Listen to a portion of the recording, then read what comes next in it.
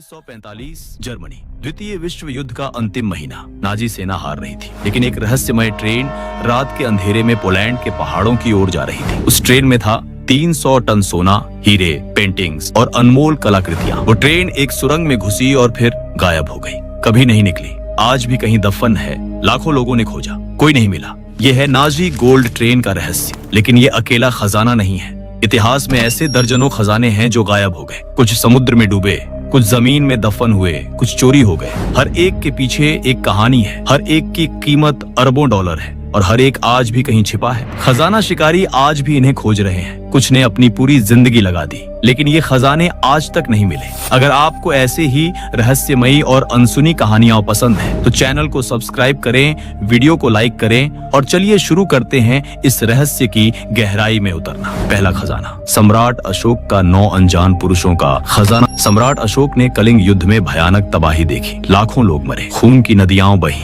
अशोक का हृदय परिवर्तन हो गया, उन्होंने बौद्ध धर्म अपना लिया। लेकिन उनके पास एक समस्या थी। युद्ध के दौरान जो ज्ञान और तकनीक विकसित हुई थी, वो बहुत खतरनाक थी। अगर ये ज्ञान गलत हाथों में पड़ जाए तो मानवता खत्म हो सकती थी। इसलिए अशोक ने एक गुप्त समिति बनाई। 9 अनजान पुरुष, हर एक को एक खास विषय का संपूर्ण ज्ञान दिया गया। प्रचार तकनीक, मनोविज्ञान, सूक्ष्म जीव विज्ञान, धातु विज्ञान, संचार। हर व्यक्ति ने एक गुप्त पुस्तक लिखी। ये पुस्तकें इतनी शक्तिशाली थीं कि दुनिया को बदल सकती थी या नष्ट कर सकती थी। कहानी कहती है कि ये 9 लोग पीढ़ी दर पीढ़ी अपना ज्ञान गुप्त रूप से हस्तांतरित करते रहे। आज भी वो या उनके उत्तराधिकारी कहीं मौजूद हैं। उन 9 पुस्तकों में वो ज्ञान है जो आधुनिक विज्ञान से सदियों आगे है। कुछ इतिहासकार इसे सिर्फ किंवदंती मानते हैं, लेकिन कुछ का मानना है कि ये सच है। अगर ये पुस्तकें सच में मौजूद हैं तो कहाँ हैं? कुछ कहते हैं भारत के किसी गुप्त मंदिर में, कुछ कहते हैं हिमालय की गुफाओं में, कुछ मानते हैं कि वो अभी भी किसी गुप्त समाज के पास सुरक्षित है।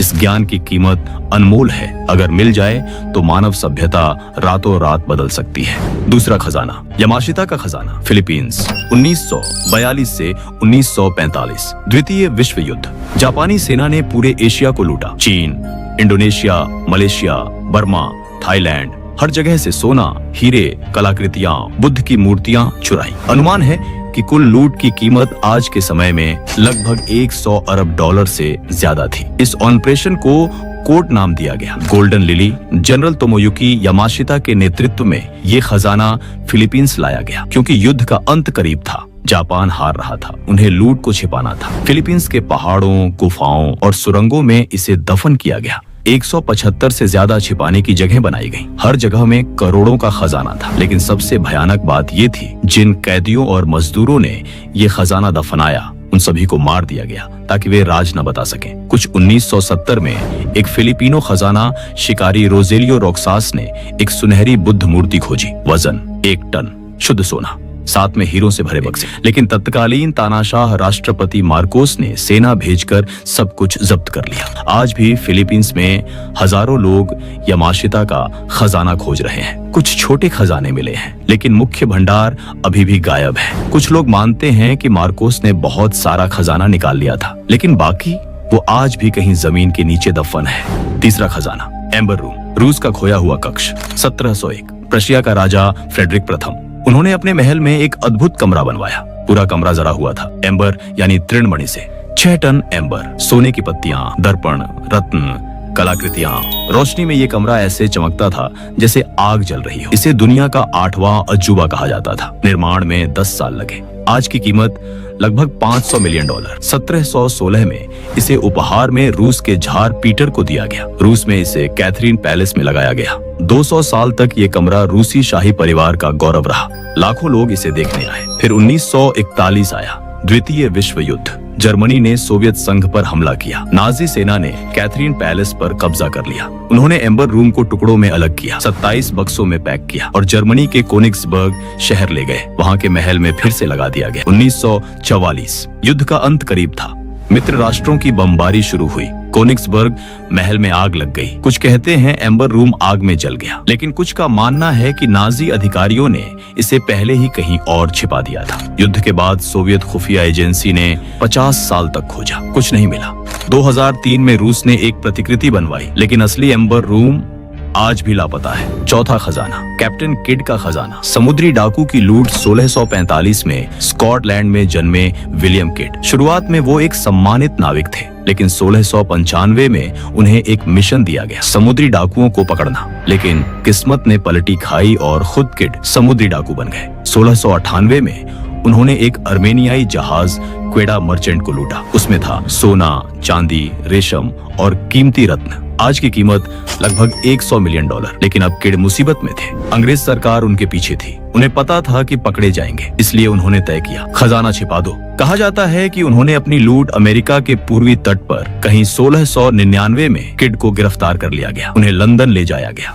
मुकदमा चला। उन्होंने खजाने की जानकारी देने की पेशकश की बदले में माफी के लिए, लेकिन सरकार ने इनकार कर दिया। 1701 में उन्हें फांसी दे दी गई। उनके साथ खजाने का राज भी चला गया। लेकिन किड ने अपनी पत्नी को एक नक्शा दिया था, या शायद एक कोडित संदेश। सदियों से लोग उस संदेश को समझने की कोशिश कर रहे हैं। आज भी गायब है। हर साल लोग मेटल डिटेक्टरों के साथ तटों पर खोजते हैं। कुछ पुराने सिक्के मिलते हैं, लेकिन वो बड़ा खजाना जो किड ने छिपाया था, वो आज भी किसी द्वीप पर दफन है। पांचवा खजाना, Oak Island Money Pit, Canada का शापित खजाना। 1795, Nova Scotia, Canada. Oak Island पर 3 किशोर लड़के घूम रहे थे। उन्होंने एक पेड़ देखा जिसकी एक मोटी टहनी कटी हुई थी। नीचे जमीन धंसी हुई थी। उन्हें लगा यहाँ कुछ दफन है। उन्होंने खोदना शुरू किया। 2 फीट नीचे पत्थर की एक परत मिली। 10 फीट नीचे लकड़ी के लट्ठे, 20 फीट नीचे फिर लट्ठे, 30 फीट पर भी। किसी ने बहुत सावधानी से कुछ छिपाया था, लेकिन लड़कों के पास उपकरण नहीं थे। वे वापस आए, लेकिन ये कहानी फैल गई। 1804 में एक कंपनी बनी, ओक आइलैंड एसोसिएशन। उन्होंने खोदना जारी रखा। 90 फीट की गहराई पर उन्हें एक पत्थर मिला जिस पर अजीब प्रतीक थे। अनुवाद किया गया, 40 फीट नीचे 2 मिलियन पाउंड दफन है। लेकिन 93 फीट पर पानी भर गया। पूरा गड्ढा डूब गया। किसी ने एक चालाक जाल बनाया था। भूमिगत सुरंगें थीं जो समुद्र से जुड़ी थीं। जैसे ही कोई गहराई तक पहुंचता, समुद्र का पानी अंदर आ जाता। 200 साल से ज्यादा समय हो गया। दर्जनों कंपनियां, सैकड़ों लोग, लाखों डॉलर खर्च हुए। 6 लोग मर चुके हैं खुदाई में, लेकिन खजाना नहीं मिला। हाँ, कुछ अजीब चीजें मिली हैं। पुराना चर्मपत्र, मध्यकालीन सिक्के, लकड़ी के टुकड़े जो 1500 साल पुराने हैं। छठा खजाना, फॉरेस्ट फेन का खजाना। अमेरिका का आधुनिक रहस्य। ये कहानी पुरानी नहीं है, 2010 की है। फॉरेस्ट फेन नाम के एक करोड़पति कला व्यापारी ने एक अजीब घोषणा की। उन्होंने कहा, मैंने रॉकी पर्वत में कहीं एक खजाने का बक्सा छिपा दिया है। उसमें सोने के सिक्के, रत्न, प्राचीन कलाकृतियां हैं। कुल कीमत लगभग $2 मिलियन। और मैंने एक कविता लिखी है जिसमें 9 संकेत हैं। जो इसे सुलझा ले, खजाना उसका। 2015 के बाद से हजारों लोग खोजने निकले, लेकिन रॉकी पर्वत विशाल है, हजारों वर्ग मील। कविता के संकेत रहस्यमय थे। गर्म पानी से शुरू करो, घर का भूरा रंग, कोई पैडल नहीं। हर पंक्ति अलग तरह से समझी जा सकती थी। लोगों ने सब कुछ छोड़ दिया, नौकरियां छोड़ी, बचत खर्च की, परिवार तोड़ लिए। 5 लोग खोज में मर गए, खतरनाक इलाकों में चले गए, नदियों में डूबे, पहाड़ों से गिरे। फॉरेस्ट फेन पर दबाव बढ़ा कि वो खोज बंद करवाए, लेकिन उन्होंने इनकार कर दिया। फिर जून 2020 में फेन ने घोषणा की, खजाना मिल गया है, किसी ने खोज लिया। लेकिन उन्होंने खोजने वाले का नाम नहीं बताया, न ही सही स्थान। बस इतना कहा, वायोमिंग में था। कविता सही थी। किसी ने संकेतों को सुलझा लिया। सितंबर 2020 में फेन का निधन हो गया। उनके साथ कुछ राज चले गए। बहुत से लोग मानते हैं कि ये सब धोखा था, खजाना कभी था ही नहीं। या शायद फेन ने किसी दोस्त या परिवार के सदस्य को दे दिया, क्योंकि कोई सबूत नहीं मिला। अंतो बक्सा दिखाया गया, न ही खोजने वाले ने कभी सामने आकर बताया। बस एक बयान था, मिल गया। आज भी लोग विवाद करते हैं, क्या सच में मिला या ये सब एक बड़ा मजाक था। 7वां खजाना, पद्मनाभ स्वामी मंदिर का तहखाना भी, भारत केरल का तिरुवनंतपुरम। पद्मनाभ स्वामी मंदिर दुनिया के सबसे अमीर मंदिरों में से एक। सदियों से त्रावणकोर के राजाओं ने यहाँ दान दिया। सोना, हीरे, रत्न, प्राचीन आभूषण। 2011 में सुप्रीम कोर्ट के आदेश पर मंदिर के तहखाने खोले गए। तहखाना A खोला गया। अंदर $22 अरब का खजाना, सोने के सिक्के, हीरों के हार, प्राचीन मुकुट। तहखाना C, D, E, F सभी खोले गए। हर एक में अकूत संपत्ति। लेकिन एक तहखाना नहीं खोला गया, तहखाना B। इसके दरवाजे पर 2 विशाल नागों की आकृति बनी है। कोई ताला नहीं, कोई सांकल नहीं। किसी ने कहा ये नाग बंधन है, एक तांत्रिक मंत्र से सील किया गया है। इसे सिर्फ एक खास मंत्र से ही खोला जा सकता है, जो अब खो गया है। मंदिर के पुजारियों और ज्योतिषियों ने चेतावनी दी, अगर गलत तरीके से खोला गया तो भयानक परिणाम होंगे, श्राप, आपदा, तबाही। कुछ इतिहासकार मानते हैं कि 1930 के दशक में राजा ने इसे खोलने की कोशिश की थी। अंदर से सांपों की भयानक आवाजें आईं। राजा घबरा गए और दरवाजा फिर बंद कर दिया। अंदर क्या है कुछ कहते हैं सोने के भंडार जो तहखाना ए से भी ज्यादा है। कुछ मानते हैं प्राचीन पांडुलिपियां और रहस्यमय कलाकृतियां। कुछ कहते हैं अकल्पनीय खतरे। 8वां खजाना। अटलांटिस का खोया हुआ शहर। लगभग 2400 साल पहले यूनानी दार्शनिक प्लेटो ने एक रहस्यमय सभ्यता के बारे में लिखा। अटलांटिस एक विशाल द्वीप, एक महाशक्तिशाली साम्राज्य, उन्नत तकनीक, सोने और चांदी से भरे महल, समुद्र से लगा एक स्वर्ग। प्लेटो के अनुसार अटलांटिस के लोग बेहद बुद्धिमान और शक्तिशाली थे। उनके पास उन्नत इंजीनियरिंग थी, विशाल बंदरगाह, नहरों की प्रणाली, भव्य मंदिर। लेकिन धीरे धीरे वे घमंडी हो गए। देवताओं ने उन्हें सबक सिखाने का फैसला किया। एक रात में भयानक भूकंप और सुनामी आई। पूरा द्वीप समुद्र में डूब गया। एक दिन में पूरी सभ्यता खत्म हो गई। प्लेटो ने लिखा कि ये घटना 9000 साल पहले हुई थी। लेकिन क्या अटलांटिस सच में था या सिर्फ एक दार्शनिक कहानी? हजारों साल से लोग इसे खोज रहे हैं, हर महाद्वीप में, हर समुद्र में। कुछ कहते हैं अटलांटिस यूनान के सेंटोरिनी द्वीप पर था। 1600 ईसा पूर्व में वहाँ एक विशाल ज्वालामुखी विस्फोट हुआ था जिसने मिनोअन सभ्यता को नष्ट कर दिया। कुछ मानते हैं ये स्पेन के तट पर था। कुछ कहते हैं बहामास में, कुछ का दावा है अंटार्कटिका में। 2011 में एक पुरातत्वविद ने दावा किया कि उसे स्पेन के दक्षिणी तट के पास एक दफन शहर मिला है। सैटेलाइट इमेजरी में कुछ संरचनाएं दिखी, लेकिन जब खुदाई हुई तो कुछ ठोस नहीं मिला। अगर अटलांटिस सच में था और उसमें वो सारा सोना और खजाना था जो प्लेटो ने बताया, तो वो आज भी समुद्र की गहराइयों में दफन है। एक पूरी सभ्यता का खजाना।